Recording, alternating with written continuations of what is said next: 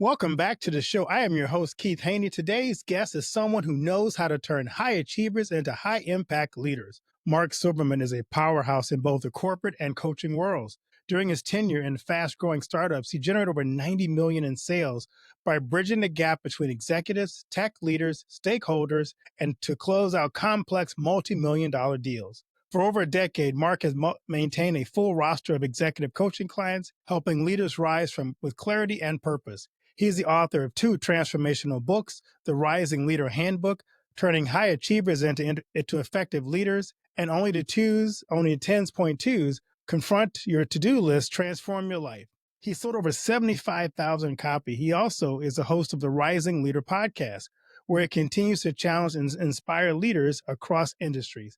Today, we're diving into the mindset, habits, and strategies that fuel sustainable success and how you can raise your own leadership potential. We welcome Mark to the podcast. Keith, thank you so much for having me. I appreciate you. Good to have you on. I'm looking forward. This is going to be a great conversation. I look for some high impact abilities here. It's going to take my leaders, my listeners to the next level of leadership. So this is going to be great. So let's hope I can deliver. Well, I only come on podcasts in order to get the introduction to feel good about myself. That's right. If not, we'll just cut it out. We'll never air it. But no, I'm just kidding. Mark, I'm going to ask you my favorite question. What's the best piece of advice you've ever received? You're going to be so disappointed. It was from Dennis Leary years ago. And he basically said, put a helmet on and go to work. He was talking about how weak we all are. And he says, you know, would you just stop whining and just put a helmet on and go to work? And it was when I first became a salesman, and way back when, I was buffeted about by my feelings and my emotions and my fears and, like just things going on inside, and it would stop me, and it would just wreak havoc. And when he said, put a helmet on and go to work, like that was just the medicine I need. It's like, Silverman, just buck up, get out there and do your thing. And I've listened to that forever. I think it's actually a little toxic, but it was what I needed at the time. But it's right, though. I mean, we have to some point. I had another podcast guest on, which I won't say what he said, but he just like, let's make a decision. It's kind of, he had some other words in there, but he's just like, people get stuck and they won't make a decision. So you just got to make a decision. You got to put a helmet on, you got to run out there and you got to play. So I like that. That's really good advice. I may have to change it and say, as Keith always said. So you helped generate over 90 million in sales. What's the secret to closing high stakes, complex deals in a fast paced environment? So that's probably a several month long masterclass. But I will tell you, the secret, which takes time to learn, is making sure your influencing skills are up and down the ladder. What a lot of my colleagues missed were the people who were running the technology, the people who were managing the people running the technology, and then going up to those middle managers who are lost in the shuffle, don't have any decision-making power, but can influence the success or the failure of your implementation, as well as being able to deal with the executives. And so being able to have relationships and know what every single person in the organization who touches your technology, I was selling technology, your product, what their interest in is it. What is a win for them? So that's what I was really, really good at. I'm always curious. I love coaching. I'm a coach myself. I've coached a lot of people. And I'm curious, what led you to shift from corporate leadership to executive coaching? So that was kind of my second crash and burn in life. My first crash and burn was when I was an alcoholic and a drug addict and homeless, and that's my short Jewish Tony Robbins story. But fast forward in my late 40s, I was working so hard to outrun my past and to become successful. So I went from this homeless guy to this guy living in $1 million house and driving a sports car and wearing Hugo Boss suits and all that stuff. A lot of my childhood trauma and all the stuff that I never dealt with started to come out in my marriage and in my body, and I started getting sick and all kinds of stuff. And I fell apart, and my marriage fell apart, and my career fell apart. And I never took a drink, I never took a drug or anything, but it just all fell apart. I was having panic attacks, and I couldn't function properly at the time. When I built myself back, when I after I was kind of depressed and suicidal for a while and kind of dug myself out of that hole, I started looking around me and I saw all my contemporaries who all made the same deal with the devil to be in the 1%. that we were all willing to sacrifice our health, our mental health, our relationships, as long as it meant that we were at a certain place in society. And it just happened over years. And I watched a friend of mine, bought a Bentley, and a couple months later died. A $250,000 car, right? Now then his son was driving his $250,000 car. He didn't get to enjoy that. I just watched the havoc that was happening to people. And I decided once I built myself back and saw that there was a different way to be successful, that there was a holistic way to be successful, to have my mental health, to have my health, to have my family, to have my relationships, to have joy and fulfillment all at the same time. I was just kind of like an ex-smoker, and I needed to teach people how to be successful without flushing the rest of your life down the toilet. And that's how I became a coach. So the people you're describing, that one percenter, there are some factors in them, some inherent traits in them that you probably identify. What are some of those things that if you're not sure if you're one of those people that have those traits that you identified as you worked with those high achievers? So their identity is in several things. Their identity is in how they look, or their identity is in their title, or their identity is in what they achieve. The identity is outside, and that they feel like they can control something outside in order to feel safe inside. I've never met a billionaire who wasn't driven by some sort of pathology. I've never, like, when you become that successful, it usually isn't a healthy drive that gets you over the top in that way. And for me, I was driven by unhealthy childhood fears and traumas and all kinds of stuff. And that's cotton candy. That's not fuel that you can stay on.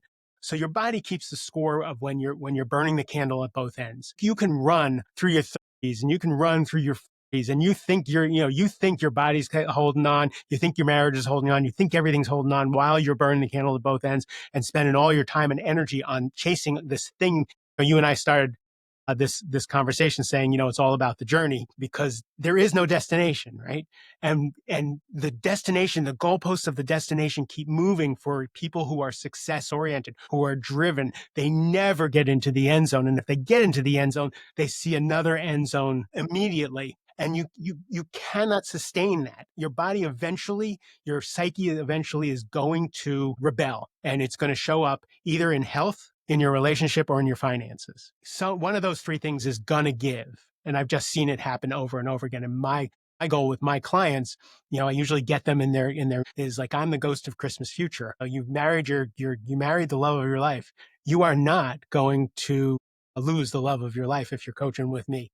Like, you are going to have date night, right? You're going to have relationships with your children. You're going to have a fulfilled life. I love that. I want to get into this because when I ran across your book, The Rising Leader Handbook, and you have high achievers turning them into effective leaders. And people would say, aren't those the same thing? So tell us the difference between being a high achiever and an effective leader. It's a Venn diagram where high achievers can be effective leaders, right? But they're not necessarily, it's a different skill set. So when you're achieving, when you're good at something, it's what you hang your hat on. Again, you put your psyche, your worth, your comfort level. If you're good at something, you're going to tend to want to stay being good at it. As you move further and further, more senior in an organization, your job is less expertise and more people. Your new skill, every step up the ladder, is more and more, how do you influence? How do you motivate? How do you inspire? How do you help people to the goals of whatever the department, the organization, the company? People forget that. They think that because they're this good, other people go and emulate them, and they don't understand that people are different. They're going to get, I was in sales. You take 5 different salespeople, all who overachieve on their goal, they all did it different ways. They all did it in an innate way for their skill set. So as you move up the ladder, you have to learn how to deal with people who are different than you. You have to deal with people who are competent and incompetent, and you have to give them both respect, right? So it's your job to help them and coach them up or out. And that's hard for people. I love sports. So it makes me think of a sports analogy as you're describing this. I knew that watching Michael Jordan, he was a phenomenal basketball player. I'm not sure he was a great coach. Right. But interesting about Michael Jordan. So, the beginning of Michael Jordan's career, he was the top scorer in the NBA with no rings. He goes off to the Olympics. He's now with a bunch of people who are at his caliber, and he learns teamwork. He brings that trust in the team back to to the Chicago Bulls. And now they transform the team from the Michael Jordan show. They put people around him. Now he's he's the leader of a team. Now they're unstoppable, right? Right.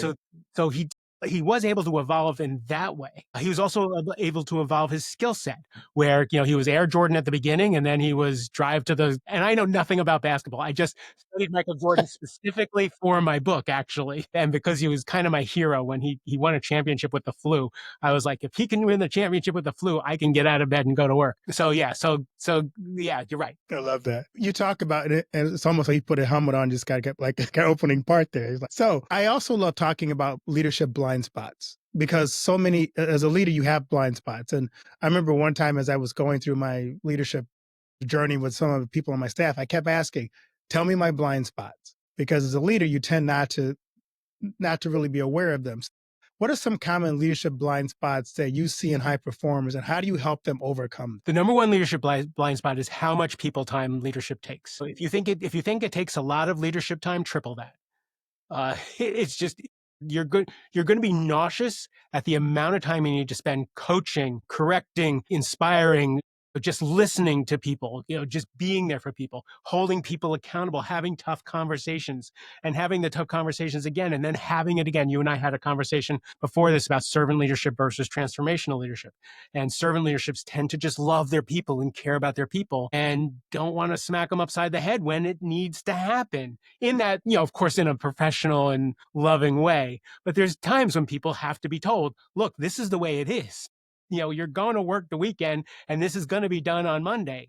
We all signed up for this and I'll be working right beside you, but this is what's going to happen. So that's one of the blind spots. The other blind spots is, again, that people are different. Everybody gets to the destination differently. And that's hard for people to understand because, again, these high achievers got there by being a certain way. Why aren't these people doing what I did? And then getting them to see that you have to bring out their gifts. How are they going to get to the goal? How are they naturally, rather than put a round peg in a square hole, how do you take their natural gifts and point them towards the goal? And then the one, the other one, great. I'm gonna lose my train of thought with my cold in my. Let's just leave it at that. How's that for? Actually, I do remember the last blind spot is triggers.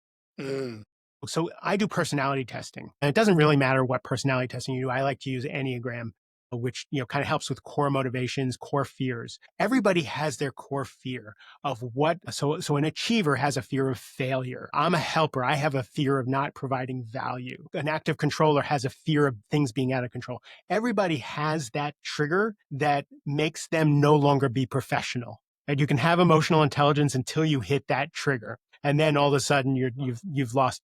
Knowing your triggers and knowing where you're going to fall into the pothole of unprofessionalism, of being ineffective beforehand and working on those is the biggest blind spot because we all have them and we all have that thing that makes us irrational. Anybody who has a teenager knows that there are buttons to be pushed that make you no longer that loving, grounded, centered parent. It's, whatever's expedient. So that's a huge one for people.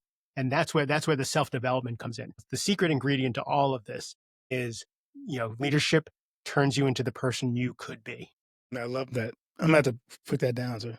Quote of the day. So you break your book down into 4 key perspectives, and we're gonna test your flu ability to handle.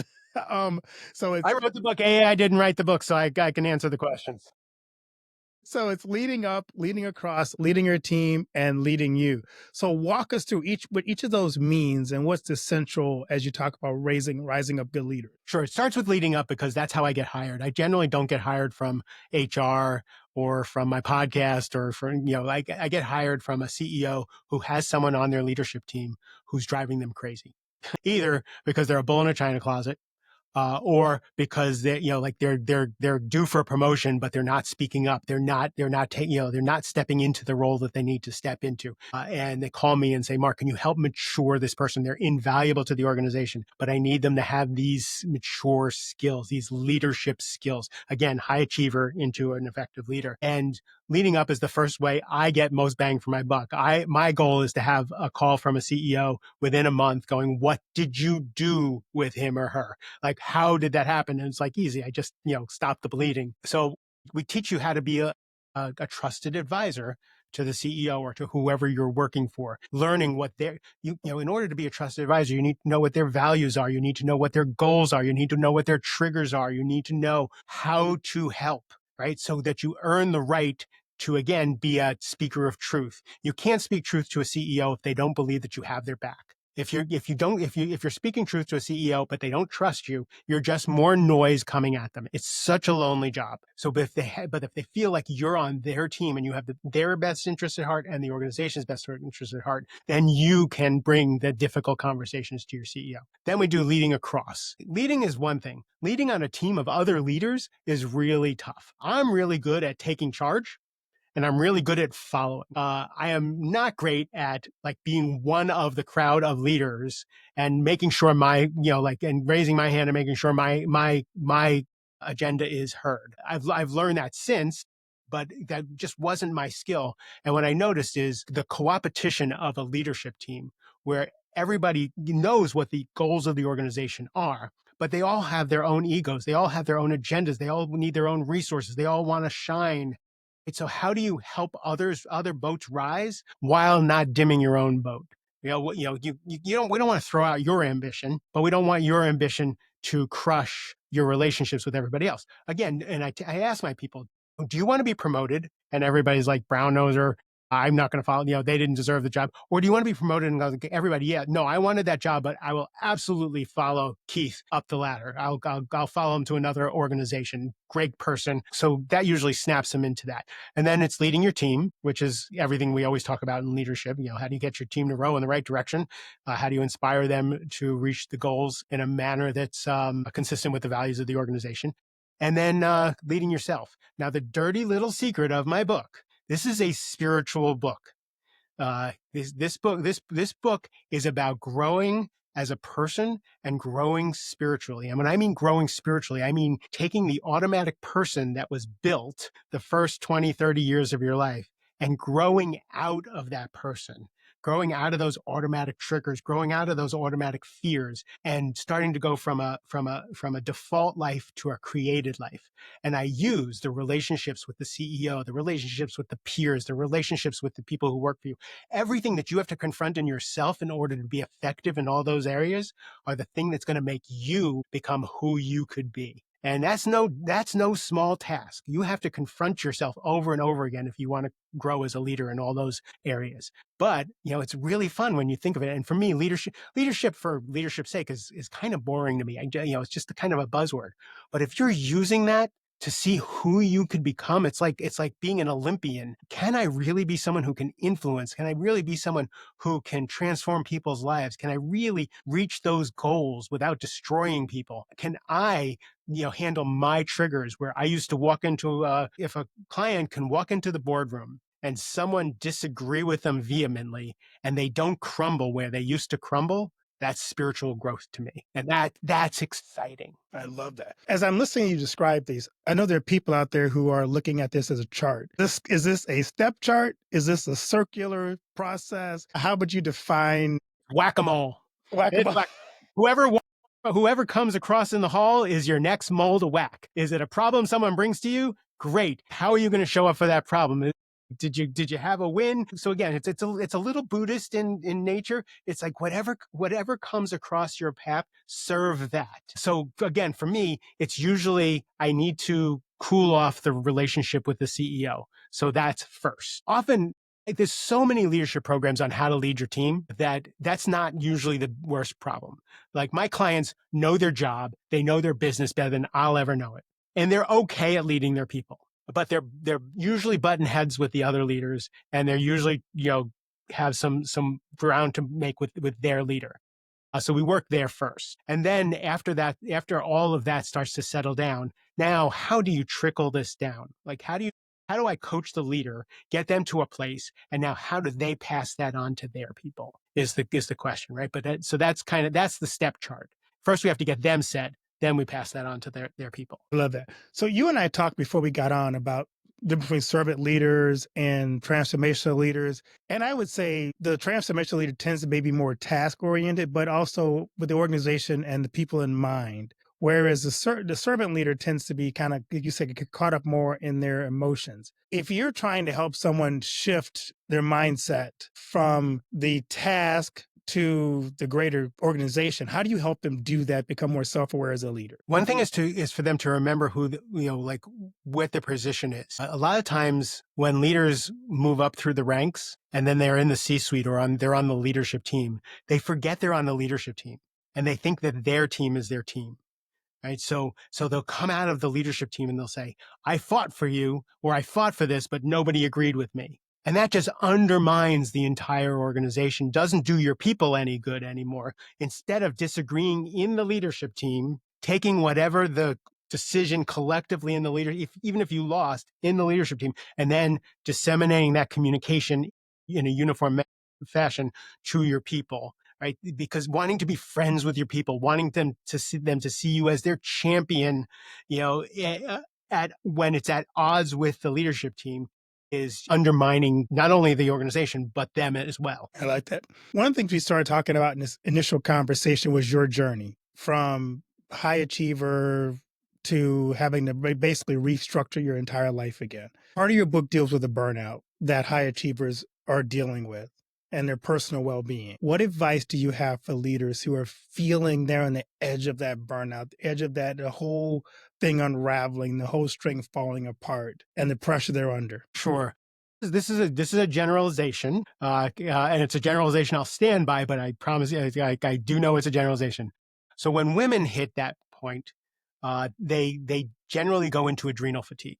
So a woman who goes past the point of okayness, trying to run the family, trying to run an organization, trying to use testosterone that they don't have to be a more masculine in the workplace, they tend to go into adrenal fatigue. And when a woman goes into adrenal fatigue, she can't achieve her way out of it. They go down. And that's usually a life-changing moment for a high achieving woman. Men, when they go past that, tend to blow things up. So women go down, men tend to have affairs, buy a motorcycle, quit their jobs. They because they want to do like their action, or they do something, they blow shit up. So so when you start to see that, you start to see that they're headed towards that. First, you have to show them what they're headed for. They have to see, because again, they're high achievers. I can work my way through this, right? I worked my way through everything up until now. I can work my way through this now. And that's just not the case. It's so counterintuitive. For men, you've got to go play golf. I ask them, I ask my men all the time, when do you see your friends? Do you see your friends? Before 40, before kids, you would hang out with your friends. You'd go play basketball. You'd go do things. After that, when you have kids and all that, everything has to be deliberate. If you want to stay in shape, it has to be deliberate. If you want to have romance in your marriage, it has to be deliberate. If you want to have friends, it has to be deliberate. So like, what do your relationships look like? What does your downtime look like? What does your play look like? Do you ever take time off? Do you exercise? So I do have a rule with my clients. I'm 63 and most of my clients are in their 30s and 40s. And I'm like, if I'm in better shape than you, there's a problem. Right? Like I'm like, come on now, you're working hard, burning the candle at both ends. You're in hotels with gyms. Like, you're going to restaurants, but restaurants can certainly give you a piece of meat with 2 vegetables instead of French fries. Like, you can do this. And I generally help them take care of that, because I'm like, again, I'm the ghost of Christmas future. I've seen too many of you have heart attacks. I've seen too many of you have affairs. I've seen too many of you not make it. So let's nip this in the bud. So I love this. So what do you cover in your podcast? Your podcast has the same title, The Rising Leader. Tell us about your podcast. So my podcast was, I've had 3 different podcasts. So this one was me interviewing CEOs and senior leaders for a couple of years. People I've worked with, people I've coached, and people I've wanted to get relationships with about their journey into leadership in these 4 focus areas. This year, I decided the world needed, something else from me. And I just decided the world is turning upside down. And no matter what side of the political spectrum you're on, you can't not be stressed. I don't know anybody who isn't in fight or flight right now. You just walk around and you can feel it. It permeates our national psyche. And so I decided I wanted to use my podcast to help people learn how to find equilibrium while the world brings stress to them, whether it's in business, whether it's on the news, whether it's in their own home life. So I started interviewing spiritual teachers that I really like, and practical people and somatic people who can bring some semblance of a groundedness in the center of the storm for this past year. Because it's just, for me, people, again, we're kind of like the boiled frog. We've just been living in this since 9/11 as it gets gotten hotter and hotter and hotter. And I'm watching people break, and they don't see themselves like, I don't know that people know that we're at the breaking point personally, like in our bodies. We can't take this stress. We're not meant to know all this stuff going on. We're meant to know what's going on in our village, basically, not everything going on in the world. And people are stressed. So I've been trying to focus on that for this past year. Cause I just, that seems to be when I pray about it, that's my highest and best use. That's admirable. And you have some exercise in your book about self-awareness and resilience. What are some things some tools maybe you've used in the past that may be helpful for the audience who are kind of feeling what you just described? Sure. So exercise is key. Move your body. A downtime is key. Some kind of hobby, some kind of fun. Make sure you have relationships and friendships. Those are all the basics of a life, right? I was just watching a video on a guy who's been living in Europe in the last 13 years. He says, the difference between Europe and here is we work to live, and in the United States, we live to work. And we forget that there's a life to be lived here, not just vacations to get to and get back from. So that's good. A morning routine is key. Again, I'm not dogmatic about that. And when I say a morning routine, I mean something for yourself where you take care of yourself, where you read. If you want to read scripture, if you want to read New Age, just something to fill your soul in the morning. And I start my clients out with a 1-minute meditation. Can you sit with your cup of coffee or your cup of tea and just stare into space and breathe without your phone for 60 seconds? Just once a day, 60 seconds. Breathe. Feel what it's like to be alive. Because I guarantee you're missing it. You're missing being alive. So those are my suggestions. That's good. So I love to ask my guests this question. This is my other favorite question. What do you want your legacy to be? That everybody who came in contact with me feels loved and seen. Oh, I love that. That's good. So on season 6, we have a surprise question. I did not see this ahead of time. You have to pick a number between 1 and 6 for your surprise question. 7 came to mind. That doesn't work. 4. 4. All right. Where is the funniest place you ever fallen asleep? Where is the funniest place I've ever fallen asleep? Oh, I spent, so when Wicked first came out, with the original stars, Idina Menzel and Kristen Chenoweth, I took my wife and 2 other friends. I spent $1,500 a ticket, and we had center stage tickets to Wicked, and I hated that show so much. I fell asleep in the middle of Wicked. That was an expensive nap. That was an expensive nap. I walked out of there going, what the hell was that? I love it. That's hilarious. So, Mark, as we wrap this up, what key takeaways you want to leave with the audience from our time together today? Wow, takeaways. If it's about leadership takes way more people time than anything. If it's humanistic, I know you're driven. I love success. I like nice, shiny things, but we work to live, not live to work. So where can listeners find you, connect with you, and buy your books? So markjsilverman.com, Silverman.com is where all my stuff is. I'm on all the socials, and you can get Only Tens for free. Only Tens you go to my website. I sell I give the hard copy away or electronic copy to anybody who wants it. It's been so good to me. I just want to give it to the world. Thank you. Mark, thank you for taking time to share your insights and your experience today. Your journey from corporate success to coaching impact is a masterclass in intentional leadership. And your books and your podcast continue to empower leaders to rise with purpose. To our listeners, if you're ready to confront your to-do list, elevate your leadership, and simply get clear on what matters most, check out Mark's books, Only Tens, The Rising Leader Handbook. And you can also tune into the Rising Leader podcast for weekly inspiration and strategy. And this episode sparked anything in you, share it with a fellow leader, subscribe, leave a review, and keep those powerful conversations going. Until next time, lead with clarity, act with intention, and rise to your potential.